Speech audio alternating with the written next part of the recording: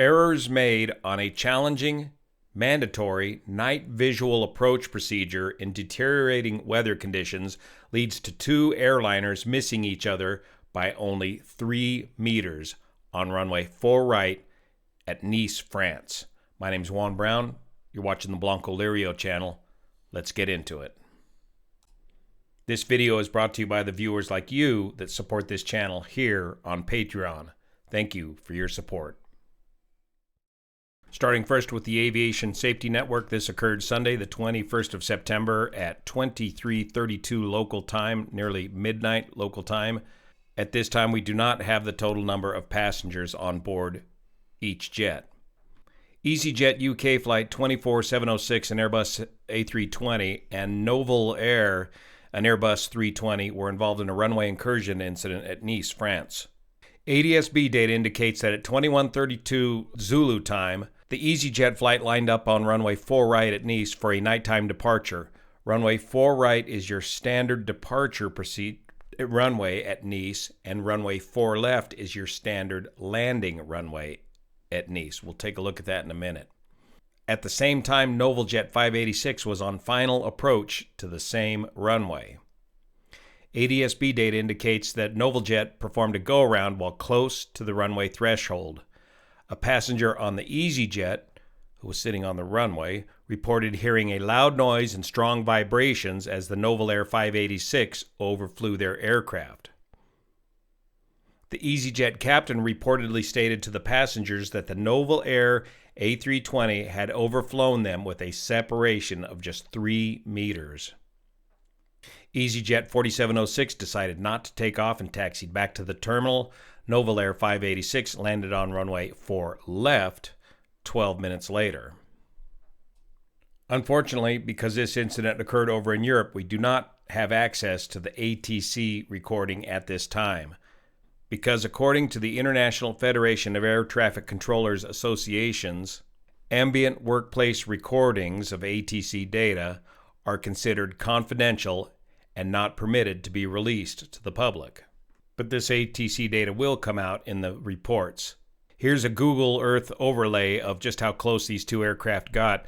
These little blue aircraft are by no means to scale, so the EasyJet was taxied out onto runway 04 right and was presumed to have been cleared for takeoff at the same time that the Novel Air jet was landing on runway 4 right, with the Novel Air jet passing right over the top of the EasyJet.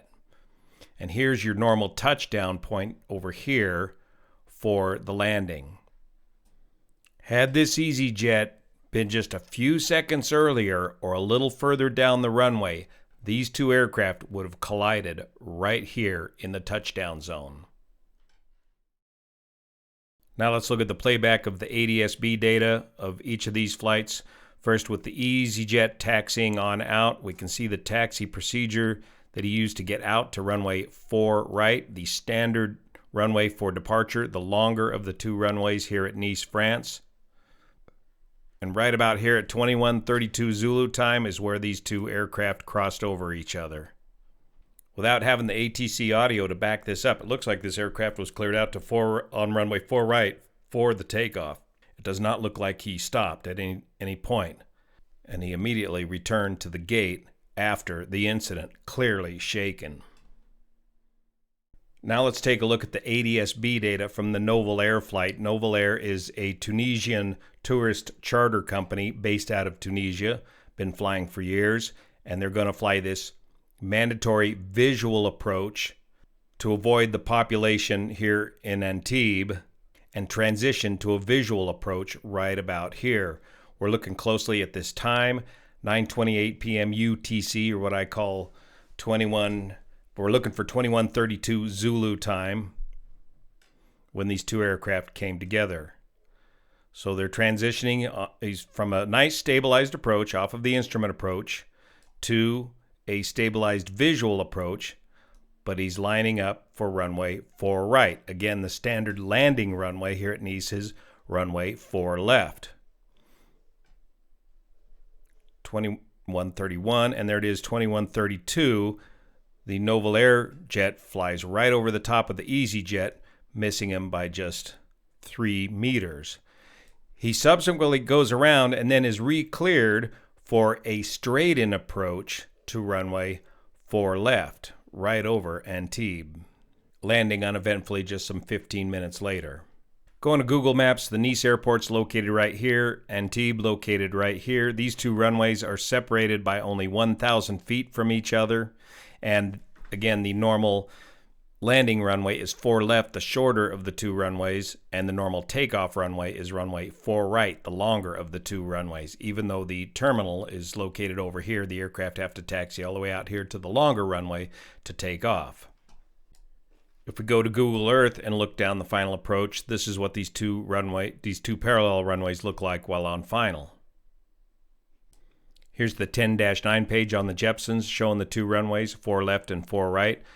4 left, 8,400 feet long, and 4 right, 9,700 feet long. Meters are next to the runway length.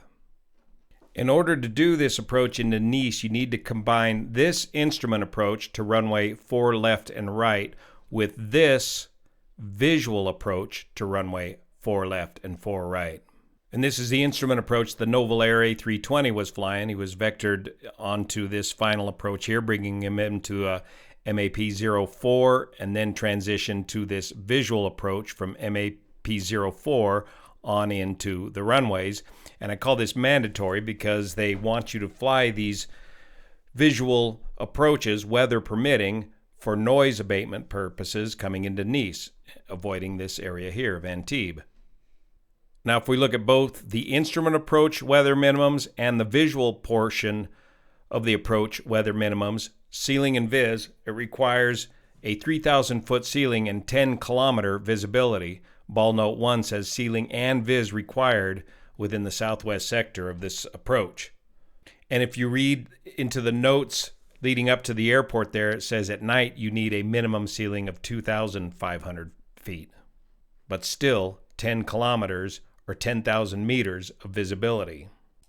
Now, if we look closely at the METAR during the time of the incident, at 2100 Z, we see the visibility is basically unlimited, with a few at 2,000 and a few at 3,000, and temporarily those thunderstorms begin rolling in. At 2130, at the time of the incident, it looks like the winds were 120 at 4 knots, with 9,000 meters of visibility and some light thunderstorms in the area, with a few clouds at 2,300 feet and a few at 3,000 feet, and a ceiling at 6,300 feet. So a few clouds does not make up that ceiling, but the visibility does get down to 9,000 meters, a little bit less than the required 10,000 meters. And then at 22Z, the weather drops further to 8,000 meters visibility. That's where the Novajet came around and did the straight-in approach for 4 left after the near miss. At nighttime, especially in deteriorating weather conditions, it is very hard to see another aircraft on the runway ahead of you. All the aircraft's landing lights and taxi lights are in front of you. So the aircraft that's sitting on the runway, it's illuminating runway in front of it, but those lights are not easily visible to you if you are approaching that aircraft from behind.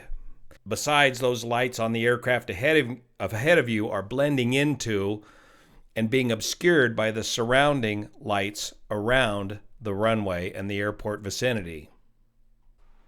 To mitigate this risk of landing on the wrong runway, especially at night, we back up our visual approaches with an instrument approach. And they do have ILSs here at Nice for 4 left and 4 right. But now that's going to require the aircrew to carry no less than 3 instrument approach charts handy at all times when they're doing these visual approaches at night. Regarding TCAS, or Traffic Collision Avoidance Systems, warnings or resolution advisories, they are generally inhibited below 500 feet to avoid nuisance warnings.